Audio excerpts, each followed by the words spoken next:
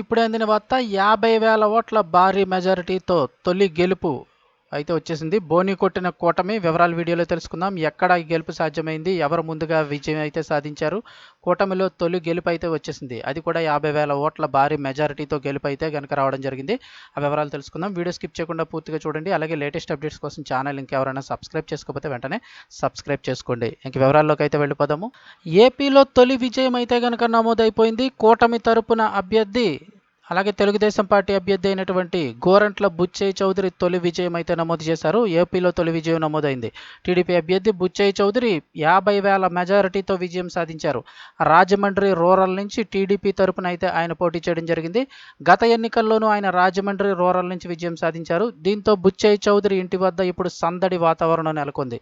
TDP శ్రేణులు, కార్యకర్తలు, అభిమానులు బాణాసంచా పేల్చి సంబరాలు చేసుకుంటున్నారు. 175 అసెంబ్లీ, 25 పార్లమెంటు స్థానాలకు జరిగిన ఎన్నికల్లో టీడీపీ విజయం దిశగా కొనసాగుతోంది. చాలా చోట్ల టీడీపీ అభ్యర్థులు భారీ ఆధిక్యంలో కొనసాగుతున్నారు. ఇక రాజమండ్రి రూరల్ సీటుకు వచ్చేటప్పటికి ఈ సీటుకు సంబంధించి కూడా చాలా డిస్కషన్ అయితే జరిగింది.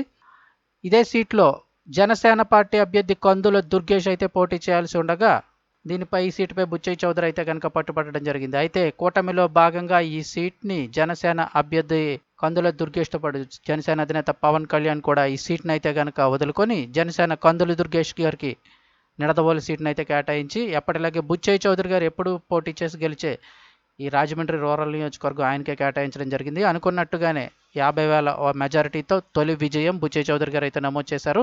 10 సార్లు ఇప్పటికే బుచ్చయ్య చౌదరి గారు ఎమ్మెల్యేగా పోటీ చేయగా 7 సార్లు విజయం సాధించడం అయితే విశేషమని చెప్తూ ఉన్నారు. సో ఇలాంటి లేటెస్ట్ అప్డేట్స్ ఎప్పటికప్పుడు తెలుసుకోవడానికి ఛానల్ వెంటనే సబ్స్క్రైబ్ చేసుకోండి. మరిన్ని అప్డేట్స్ కోసం ఛానల్ ఫాలో అవుతుండండి. వివరాలు